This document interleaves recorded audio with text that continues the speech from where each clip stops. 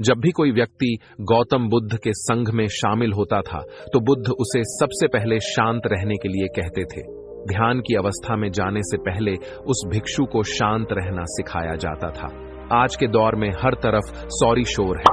इसकी वजह से दिमाग में तनाव पैदा होना लाजमी है। ऐसे में अगर आप हर रोज कुछ मौन रहने का अभ्यास करते हैं तो इससे आपके तनाव पैदा होने वाले हार्मोन के लेवल में कमी आती है। इससे आपका दिमाग शांत होता है, गुस्सा नियंत्रित रहता है और तनाव बढ़ाने वाले हार्मोन्स का लेवल घटता है। आज के इस वीडियो में हम जानेंगे कि किन मौकों पर हमें शांत रहना है और किन मौकों पर हमें बोलना है, और शांत रहने से हमारे अंदर क्या बदलाव आ सकता है। दोस्तों, संध्या काल का समय था।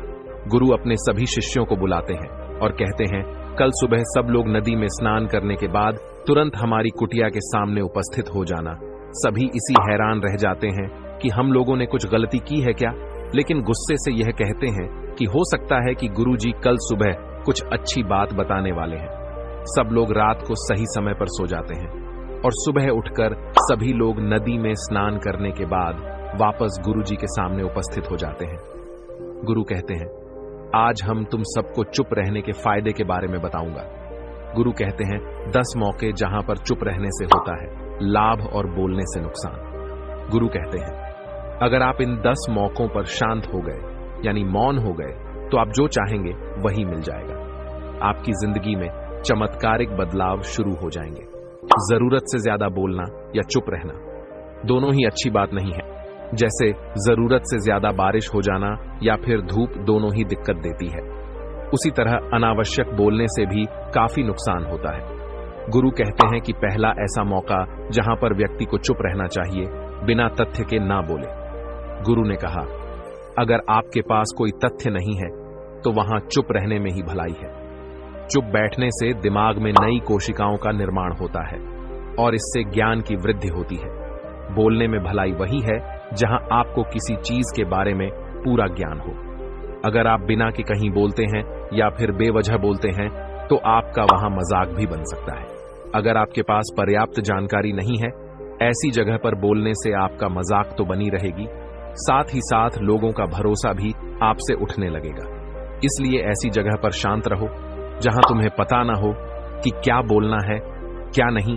कई बार कुछ लोग ऐसे होते हैं जो हर जगह अपनी उपस्थिति बताने ला उन्हें पता नहीं होता है कि हमें क्या बोलना है, लेकिन फिर भी बोलते जाते हैं और फिर बाद में दूसरे लोग उनके जाने के बाद उनका मजाक उड़ाते हैं। जब तक आपको उस तथ्य के बारे में अच्छा ज्ञान नहीं है, उसके बारे में पता नहीं है, तो वहां चुप रहना ही ज्यादा समझदारी है, गुरु ने कहा।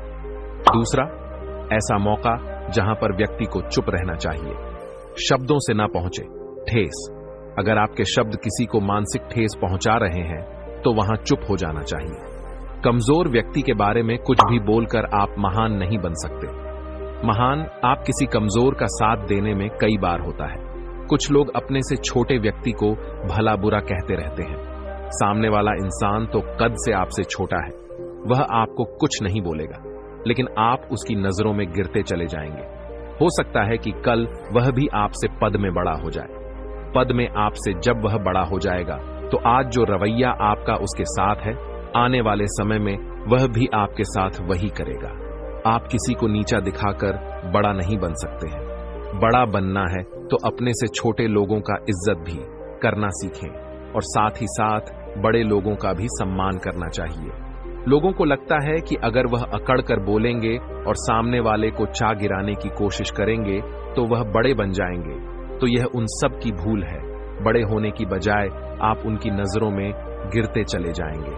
गुरु ने आगे कहा, इसीलिए शिष्यों, तुम सब जब भी बोलना आदर भाव से बोलना, ताकि तुम्हारी बात लोगों को अच्छी लगे। बोलने भाई बहन माता पिता मित्र इत्यादि संबोध शब्दों का इस्तेमाल जरूर करना। इससे तुम्हारी मान प्रतिष्ठा तो बढ़ेगी ही, साथ ही साथ लोगों की नजरों में तुम समझदार व्यक्ति बनते जाओगे। गुरु ने आगे कहा, तीसरा मौका जहां पर व्यक्ति को चुप रहने में ही भलाई है, क्रोध या घृणा करने वाले लोग। जब कोई अपना या सगा संबंधी आप पर क्रोध कर रहा हो, आपका अपमान कर रहा हो, तो आपको उस वक्त चुप रहना चाहिए ताकि सामने वाले का गुब्बारा पूरी तरह से फट जाए। आप यदि सही हैं तो उसे कतई माफीनामा गए और चुप रहकर ही सही समय का इंतजार करें। वह खुद आपसे माफी मांग लेगा जब उसे अपनी गलती का एहसास जाएगा। गुरु आगे कहते हैं कि अगर आपका कोई सगा संबंधी आप पर क्रोध कर रहा हो और आप उस समय शांत हैं, तो यह आदर सम्मान देने की निशानी होती है। इससे न कोई छोटा होता है और न ही बड़ा। अगर आपको क्रोध आ रहा है तो आप या तो वहां से किसी का अनादर किए बिना चले जाएं या फिर चुप रहें। क्रोध करने से आपके रिश्ते खराब होंगे। क्रोध करने से हमेशा क्रोध करने वाले व्यक्ति का ही बुरा होता है। गुरु आगे कहते हैं कि एक बार की बात है, एक सांप जंगल से भागते हुए किसी राजा के घर में पहुंच गया। लोगों ने छेड़खानी की तो वह बहुत ही गुस्सा हो गया, जिससे घर में जो तलवार पड़ी हुई थी उसी को लपेटकर कसने लगा और धीरे धीरे उसका पूरा शरीर कट गया। यह गुस्सा उसे खा गया। ठीक उसी प्रकार हमारा गुस्सा भी हमारे शरीर को तलवार की भांति काटता रहता है। गुस्सा ध्यान से खत्म होता है। प्रतिदिन अगर आप ध्यान की मुद्रा में बैठे हैं तो आपका गुस्सा आपके नियंत्रण में रहेगा। गुरु आगे कहते हैं कि यह तरीका है कि आप प्रतिदिन ध्यान का अभ्यास करें। इससे आपके शरीर में जो हार्मोन्स गुस्से को बढ़ावा देते हैं वह सब तुम्हारे नियंत्रण में रहेंगे, जिससे शरीर गुस्से पर आसानी तुम्हारा से काबू पा लेगा।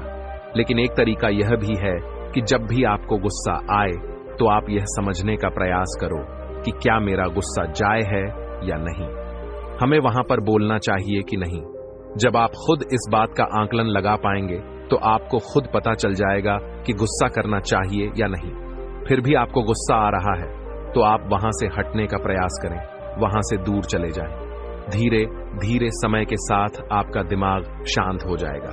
गुरु ने कहा, चौथा, ऐसा मौका जहां पर ने इंसान को बहुत ही समझदारी के साथ काम लेना चाहिए, वहां पर आपको चुप रहना ही चाहिए।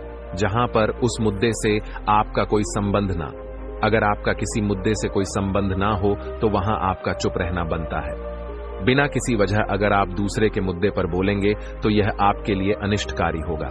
इसमें केवल और केवल आपका ही नुकसान है। जल्द ही आप किसी दो लोगों के बीच हो रहे विवाद में जल्दी अपनी टांग ना डालें। अगर सामने वाला आपको बुला रहा है अपना झगड़ा शांत करवाने के लिए तो ही आप वहां पर जाएं। किसी की व्यक्तिगत जिंदगी में दखल अंदाजी नहीं देनी चाहिए जब तक कि वह व्यक्ति आपको नहीं बुलाता है। अपने झगड़े को शांत करवाने के लिए कुछ लोग फालतू में दूसरे के विवाद में कूद पड़ते हैं। इससे उनके मान सम्मान मर्यादा पर लोग उंगली उठाने लगते हैं। गुरु कहते हैं कि 10 मौकों में 5वां ऐसा मौका जहां पर व्यक्ति को बहुत ही समझदारी के साथ चुप रहना चाहिए। आपके शब्दों से किसी मित्र को हानि ना पहुंचे। अगर आपके शब्द सामने वाले के परिवार या मित्रों की प्रतिष्ठा के बारे में बुरी झलक दिखा रहे हैं तो आपको चुप रहना चाहिए। किसी के परिवार या फिर मित्र के बारे में बुरा बोलने से केवल आप ही बुरे बनेंगे। जो चीज आसानी से खत्म की जा सकती है उसे अपने शब्दों से बड़ा ना करें। बिना चिल्लाए बात करने का प्रयास करते हैं, रहना चाहिए। अगर आप बिना चिल्लाए कोई बात नहीं कह सकते तो आपका चुप रहने में ही भलाई है। किसी पर चिल्लाने से आपके व्यवहार के बारे में पता चलता है। ज्यादा बोलने से चीजें हमेशा खराब ही होती हैं। कई बार कुछ रिश्ते ज्यादा तेज बोलने की वजह से टूट जाते हैं। इसीलिए अपनी आवाज में मीठापन लाएं। आपके शब्दों से आपके दोस्त को हानि नहीं पहुंच चाहिए कभी दोस्तों के। जब हम मजाक हैं तो रहे कि आपके शब्दों से किसी का अनादर ना हो। मजाक को भी हमेशा शब्दों के मायने में ही रखें। जहां किसी को शब्दों से चोट लगे वहां चुप हो जाएं। ज्यादा बोलने से हमेशा नुकसान ही होता है। किसी और की प्रतिष्ठा को अपने शब्दों के माध्यम से उसे हानि नहीं पहुंचा चाहिए। यदि आपके शब्दों से किसी और की प्रतिष्ठा को ठेस पहुंच रही है तो वहां आपको चुप हो जाना चाहिए। जब कोई व्यक्ति आपके सामने नहीं है तो आप उस व्यक्ति के बारे में बुरे शब्द किसी तीसरे व्यक्ति के सामने ना बोलें। गुरु कहते हैं, छठा मौका जहां पर व्यक्ति को चुप रहना चाहिए, जब कोई कर रहा हो किसी की बुराई। जब कोई आदमी आपके सामने किसी तीसरे आदमी की बुराई कर रहा हो तब तुम्हें चुप रहकर बस सुनना चाहिए, अपनी राय व्यक्त नहीं करना चाहिए। क्योंकि जो आज आपके सामने किसी तीसरे की बुराई कर रहा है वह कल किसी और के सामने आपकी बुराई भी कर सकता है। यदि आपने कुछ कहा है तो नीति शास्त्र के अनुसार जो अपने मुंह को बंद रखता है और बुद्धि से काम करता है वही इंसान समझदार होता है। बिना जरूरत के बोलना, किसी के बारे में किसी के बीच में बोलना, या गलत बात है कभी हमारे लिए बुद्धिमानी इसी में होती है कि हमें अपना मुंह ऐसी जगह पर नहीं खोलना चाहिए। गुरु आगे कहते हैं कि 10 मौकों में 7वां ऐसा का जहां पर व्यक्ति को चुप रहना चाहिए। जब कोई नहीं समझे आपकी भावना, यदि आपको लग रहा है कि कोई व्यक्ति आपकी भावना, दुख या परेशानी को शब्दों में नहीं समझ रहा है, यदि आपको लग रहा है कि सामने वाला व्यक्ति आपकी भावना या दुख को या आपकी जो परेशानी है उसको वह समझ नहीं पा रहा है या समझने का प्रयास ही नहीं कर रहा है, या वह आपको ध्यान से सुन ही नहीं पा रहा है, तो ऐसे व्यक्ति के सामने आप चुप ही रहे, क्योंकि ऐसे लोगों को आपकी भावना या दुख से कोई मतलब नहीं होता है। ऐसे लोगों को अपना राज बताकर आप पछताएंगे ही बाद में। इसीलिए हर किसी को अपने मन की बात नहीं बतानी चाहिए। अगर आपको लग रहा है कि सामने वाला आपकी बात को नहीं समझ पा रहा है, आपकी भावनाओं को नहीं समझ पा रहा है, तो वहां पर आपको नहीं बोलना चाहिए, क्योंकि आज में आपका मजाक ही बन जाएगा। जब आपको लगने लगे कि सामने वाला आपकी भावनाओं को ठीक तरीके से समझ रहा है, आप जो कह रहे हैं वह ठीक से सुन रहा है, तभी आप उसे अपनी बात कहे। गुरु कहते हैं कि 8वां मौका जहां पर आपको चुप रहना चाहिए, जब कोई इंसान अपना दुख व्यक्त करे।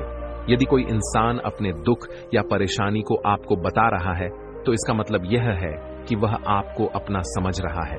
ऐसे में तुरंत ही उसे समाधान बताने के बजाय चुप रहकर उसके दुख या समस्या को सुने। उसके दुख या समस्या को किसी और को ना बताएं। वह इसलिए नहीं बता रहा है कि उसकी समस्याओं का समाधान कर देंगे, बल्कि वह इसलिए भी बता रहा है कि सामने वाला उसकी बात को समझ रहा है। कई बार बताने से दुख कम हो जाते हैं।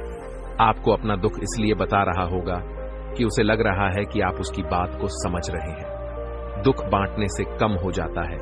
इसलिए जब कोई व्यक्ति अपना दुख आपसे व्यक्त करे, तो आप चुप मारकर उसकी बात को बहुत ही ध्यान से सुने, ताकि उसके दुख कम हो जाए, उसके मन का बोझ हल्का हो जाए, क्योंकि उसके मन में जो भी वह आपको सब बता दिया। गुरु आगे कहते हैं कि 10 जगहों में 9 ही ऐसी जगह जहां पर आपको चुप रहना चाहिए, जहां पर दुष्ट प्रकृति के लोग रह रहे हो और गाली गलौज कर रहे हो, तो आप वहां पर मत जाइए। ऐसी जगहों से आप चुपचाप निकल जाएं, अर्थात अपनी प्रतिक्रिया दिए बिना आप वहां से चले जाएं, क्योंकि जिसकी जुबान खराब होती है, जो दुष्ट प्रकृति के लोग होते हैं, उनको आप ऐसे समय में नहीं समझा सकते हैं। जब उनका दिमाग पूरी तरह से शांत हो जाए, तभी वह आपकी बात सुनेंगे। इसलिए जहां पर दुष्ट प्रकृति के लोगों आपकी बात को ना मानते हो और ना ही सुनते हो, तो आपको वहां पर नहीं बोलना चाहिए। गुरु कहते हैं कि 10 माह ऐसा मौका जहां पर आपको शांत हो जाना चाहिए। अपनी सफलता का राज हर किसी को न बताएं। कई बार होता है कि कुछ लोग जो सफलता को बहुत ही जल्दी अर्जित कर लेते हैं, वे हर जगह अपनी सफलता का ढिंढोरा पीटने लगते हैं। ऐसे में क्या होता है कि कई लोग आपकी सफलता से खुश नहीं होते हैं। अगर आप अपनी सफलता का जबरदस्ती लोगों में ढिंढोरा पिटवा रहे हैं, तो लोगों की नकारात्मक ऊर्जा आपको प्रभावित कर सकती है। जब आप सफल होंगे तो सबको पता चल जाएगा कि आप सफल हो गए हैं। ढिंढोरा पीटने से नुकसान आपका ही होगा। इतना कहकर गुरु ने कहा, शिष्यों, आज के लिए बस इतना ही।